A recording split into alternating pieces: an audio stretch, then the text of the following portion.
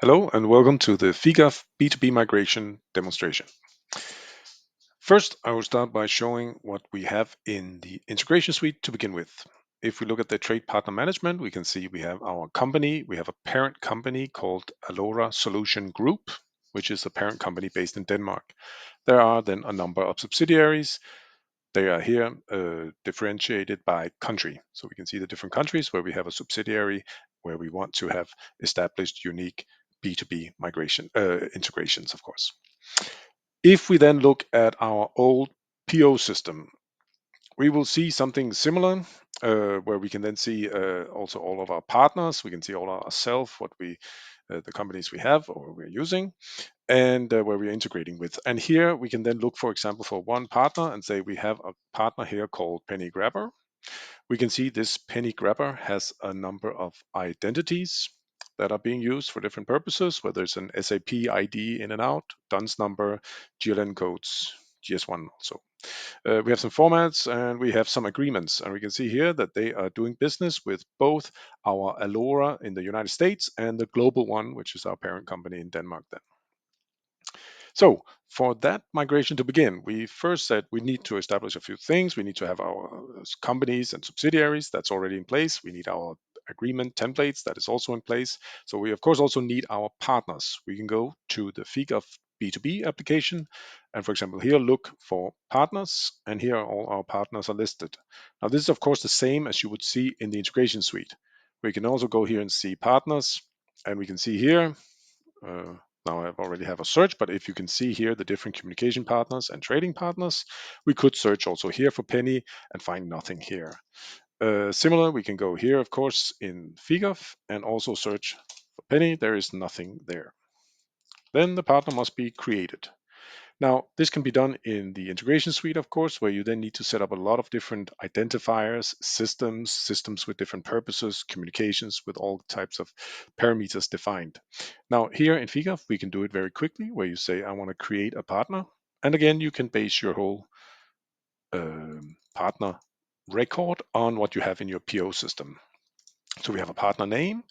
This was in Ireland, so we put that, and you can see already we get a proposed short name, which is just the first word in the full name and then the country ISO code. We then need the type system for this partner, and let's say they are using a cloud process orchestration system. We then say the type system, which is now then we say here we know it's an X12 because we knew that from the PO system also where we have the agreements and we can see that they are communicating in X12. We also saw that it was a 4010, and I'm just going to add also 4030 because you never know, or if they might be using this as well. Now we then say what type of adapters are they using, and in this case we're saying, well, they could be using any of these, AS2 or whatever. I'm just going to put a process direct to begin with, which will then also immediately then create our initial communications.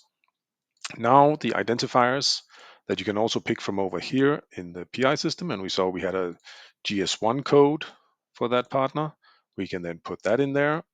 That goes in there. The first one was actually the SAP identifier, which we see down here that there's some inbound, outbound partner identifiers.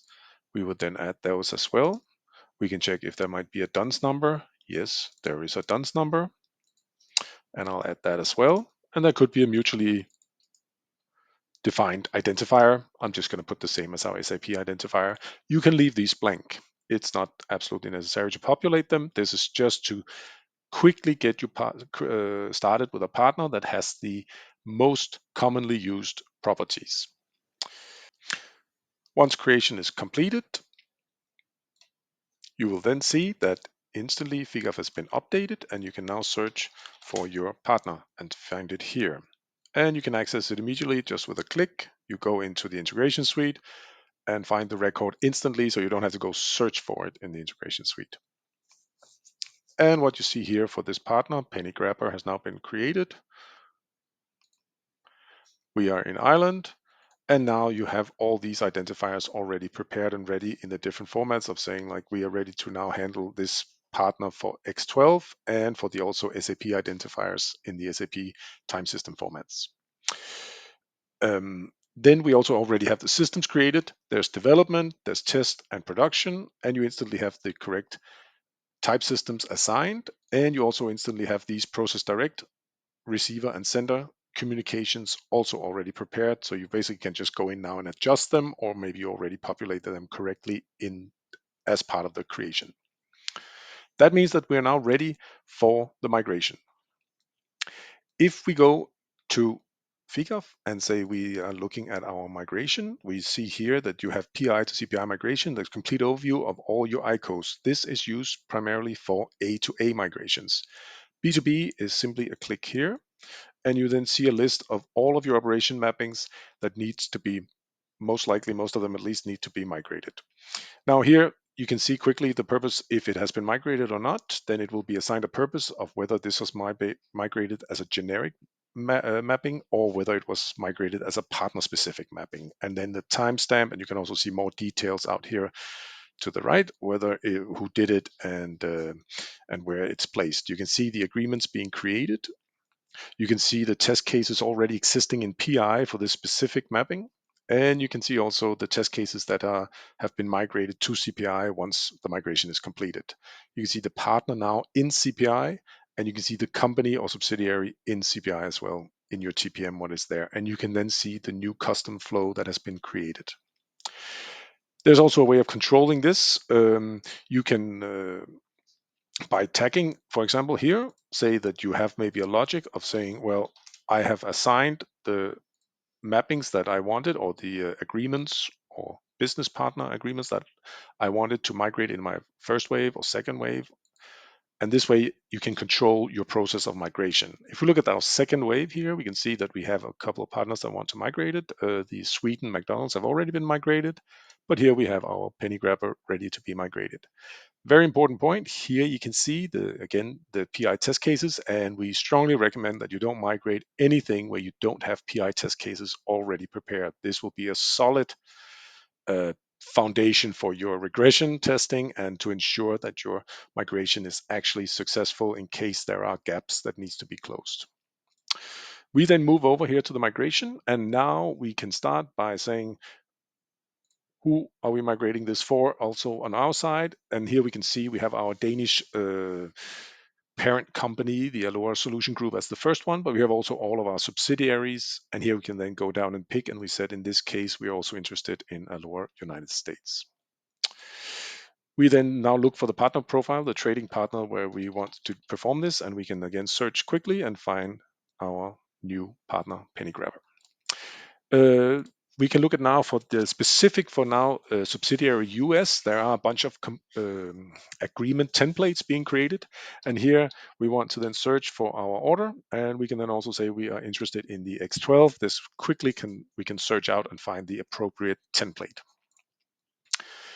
Once we have the template, we can then select between the different scenarios, and here we can see we have scenarios based on different versions, and also depending on different targets. We then select our appropriate one and say this is a 4010 to an orders 05 IDOC. Now, the partner details and company details have all, we by default select the development system. You could also select the test and production, but that would not make much sense. The development would always be the best one to, should be the correct one to start with in the development system, of course. You select your respective type systems for each of them. It's IDOC on my side and it's X12 on the partner side. You pick the format and we say this is a migrated older mapping. So we have the 750 version. Here we have the 4010, just as we had the other, and now we can start selecting our identifiers. Now see here, this is where the identifiers created by the fast track partner creation function in FIGAF helps you, because now these aliases tell you very clearly what it is. Similar here for a partner, you can suddenly see all these IDs. You don't have to know precisely what a GLN code looks like or guess whether this is a dunce number. You can see now here GLN and dunce. And we're saying like for these partners, they are communicating using dunce numbers. So we will select dunce numbers and we have them here as well. And this is then the identifier in the IDOC, and this is the communication channel. We can then also select which communication channel to use. We can then check and quickly see that our operation mapping can be migrated. There are then some properties that needs to be defined down here. You need to say for the mapping, should this be created as a local mapping? This is a partner specific mapping, so that I want my schemas for my IDOC and for my X12 message. I want to reuse the same ones. And for the functional scripts, and here we can see also a bunch of, well, we have our own FIGAF global scripts, but there are also some of the UDFs provided by SAP. And in all cases here, we said we have already migrated these according to the CPI migration tool. So we can just say, I want to use those libraries instead. And then they have just been quickly selected. And we can go up and do another check. Done very quickly. And now we can do the migration. Migration being executed and completed. So we close. And now we can go back to our overview. And now we can see that our penny grabber has been completed. It was migrated right now. And we have an agreement, which we can then quickly open in CPI and have a look at. Similar, we have over here, we can see an iFlow, which we can also just quickly open in CPI and review. And as you can see here, the whole iFlow is ready and we can immediately just deploy it.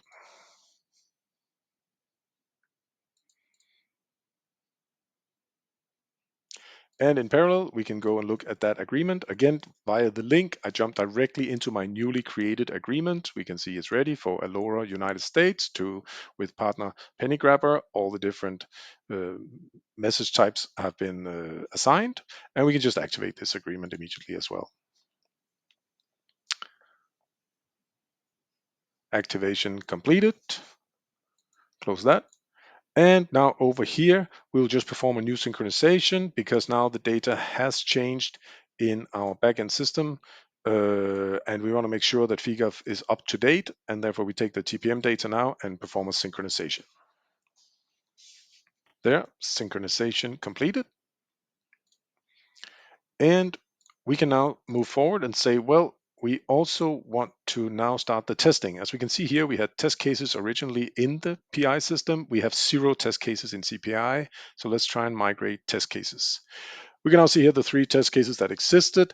It's interesting to see here because when you prepare your test cases, you can add partner specific details, and we would like that because here we are using generic ICOs like the EDI separator to process the message. And we said, well, we actually like to know precisely, it's good that this is a penny Ireland, but we also want to know who the receiver is. And right now, we've done the migration for Alora United States subsidiary. So this is the test case we would like to migrate.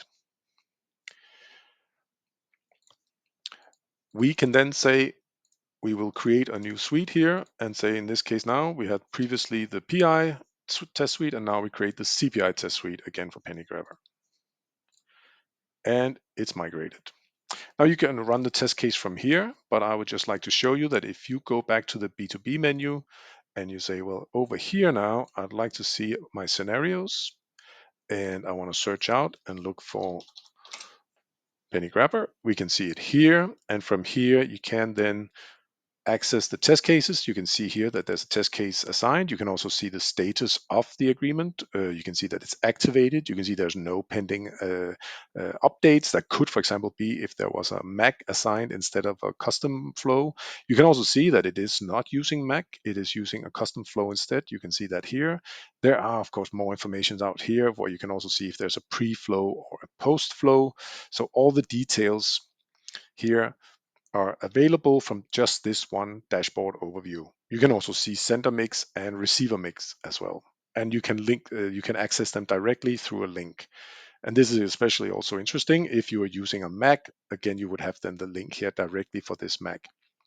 And you have the link now directly to the custom flow. So you don't have to rely on this being maintained correctly in the agreement with the link and all that.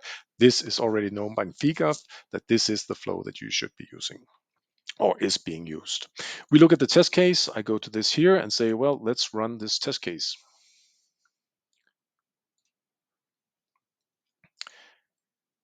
It's running. I am polling now for messages.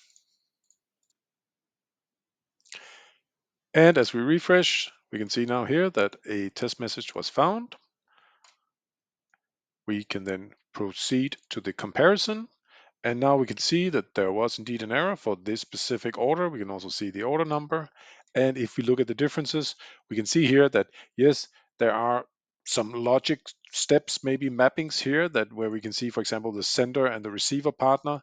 There are now some lookups that we are not able to do. We have to resolve this gap and look at what's happening. But it's also interesting to see, for example, that the TPM in cloud will populate fields that you didn't use to populate. This will happen automatically, and you can then start looking at this, make your gap analysis, say, is there something here that we can accept? Is it something we need to change? For example, we can say, yes, the outbound mode, we can say that's an acceptable gap, but the test indicator might be something we want to look at because we say, okay, that means if the test indicator is set, we have to change all of our partner profiles, and that might be something we don't want to do. So maybe we have to fix this with a mapping.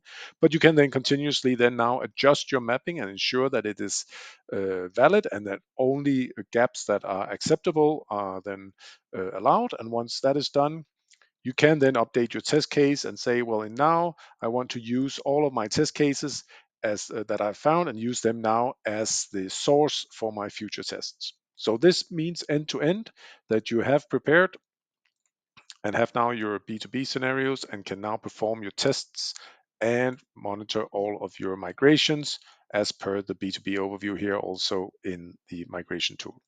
I hope this showed what we are capable with FIGAF. Thank you for watching.